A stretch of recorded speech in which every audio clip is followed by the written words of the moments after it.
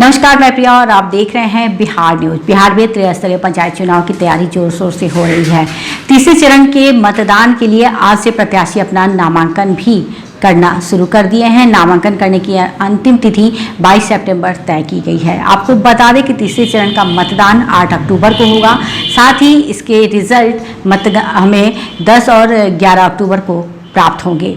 हमारी टीम रोजाना अलग अलग पंचायत क्षेत्रों से जा रही है और वहां से आपको रूबरू करवा रही है। इसी कड़ी में आज हमारी टीम ग्राम पंचायत मसौला जलपुरा प्रखंड पाली पहुंची और वहां के वर्तमान मुखिया सुनील कुमार से मुलाकात किया। तो आइए आज आपकी मुलाकात करवाते हैं ग्राम पंचायत मसौला जलपुरा प्रखंड पाली के मुखिया सुनील कुमार से। सुनील जी नमस्कार। नमस्कार। चैनल के बहुत बहुत स्वागत है आपका बिहार न्यूज में। धन्यवाद। आपसे मुझसे जुड़ने के लिए सबसे पहले मैं आभार व्यक्त करता हूँ। जी धन्यवाद। सुनील जी, सबसे पहले हमारे दर्शकों को बताएं कि आपने अपने कार्यकाल में कितना विकास कार्य किया है अपने क्षेत्र का। सरकार द्वारा जो राशि मुहैया कराई गई है, खास करके मुख्यमंत्री 7 निश्चय योजना में जो नल जल पर फोकस था, उसको 100% उतारने का काम किया हूँ। नली गली में जो काम है, अंडरग्राउंड सरकार के द्वारा जो निर्देश है कि अंडरग्राउंड नाला हो, तो मेरे पंचायत में करीब करीब नाला और गली अंडरग्राउंड शहर जैसा व्यवस्था करने का काम किया हूँ। शिक्षा में सुधार करने का काम किया हूँ। स्वास्थ्य में सुधार करने का काम किया हूँ। मेरे पंचायत में मेन नहर कैनाल के किनारे बसा हुआ है। हर एक साल किसानों की सुविधा के लिए, पटवन के लिए करहा का उड़ाही कराने का कार्य किया हूँ। वृक्षारोपण मनरेगा से लगाने का काम किया हूँ। सुनील जी, प्रधानमंत्री आवास योजना पे कितना काम हुआ है आपके क्षेत्र में? प्रधानमंत्री आवास योजना में लगभग 232 आम लाभुकों को आवास बना चुका हूँ। जी, और वृद्धा पेंशन योजना की क्या स्थिति है? वृद्धा पेंशन, विकलांग पेंशन भी काफी संख्या में बना चुका हूँ। उसका गिनती मेरे पास नहीं है। राशन डीलर लोगों का जो राशन है, मैं 5 साल में महीने महीने वितरित हुआ है। एक भी महीना कोई पब्लिक नहीं कह सकता है कि हमको राशन की राशन नहीं मिला है। जी सुनील जी, इस वक्त आपके क्षेत्र में और कोई प्रमुख समस्या जिसके लिए आप सरकार से मांग करना चाहेंगे? हम सरकार से मांग करना चाहेंगे कि हम लोग का क्षेत्र मुख्य रूप से कृषि आधारित क्षेत्र है। पटना सोन नहर मेन कैनाल पर मेरा पंचायत अवस्थित है। उसका शाखा आरपी चैनल 3 जो है सो महाबलीपुर से निकलती है। बारिश कम होता है तो नहर में पानी कम आता है।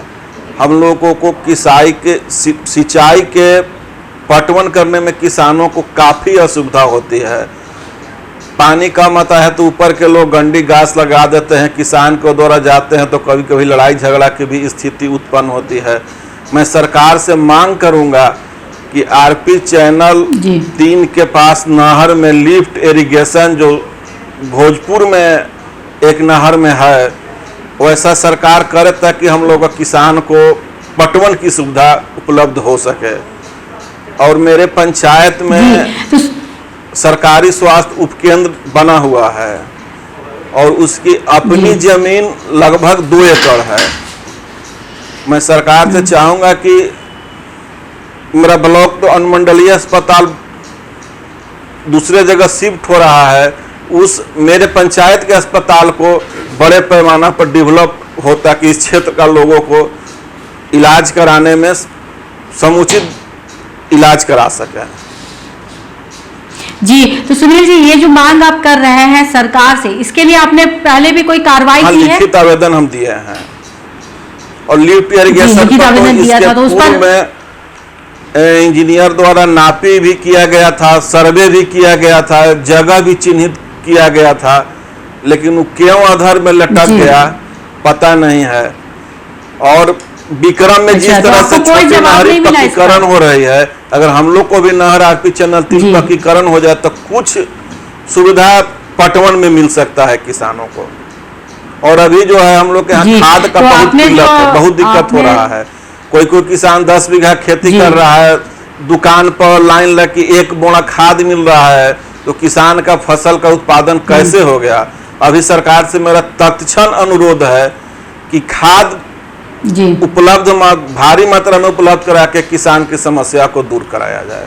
इसके लिए हम वरीय पदाधिकारी, जिला कृषि पदाधिकारी महोदय से भी बात किए हैं।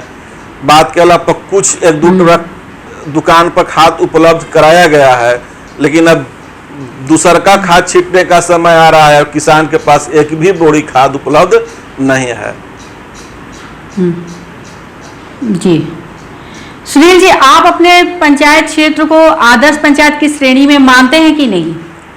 किस श्रेणी में रखते हैं? आदर्श पंचायत की श्रेणी में आता है आपका पंचायत क्षेत्र? नहीं, एक जो है मेरा पंचायत में 2 गांव है जो बहुत अति पिछड़ा हुआ गांव है।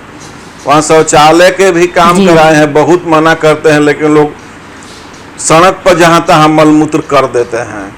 उस चलते आदर्श पंचायत की श्रेणी में हम मानने से इनकार करते हैं। जी, तो आपके हिसाब से आदर्श पंचायत की क्या संरचना होनी चाहिए? आदर्श पंचायत में मूलभूत सारी सुविधाएं उपलब्ध होनी चाहिए। हम लोग उपलब्ध कराने की कोशिश करते हैं, लेकिन कुछ शौचालय में भी समस्या आ रहा है हम लोग के यहाँ कि किसी को एक घरे है, अब उस शौचालय बनाए तो कहाँ बनाए। सामुदायिक शौचालय बनाने के लिए वहाँ पर जगह उपलब्ध नहीं है, सरकारी जमीन नहीं है, गरमजरुआ जमीन नहीं है, कोई दे नहीं रहा है।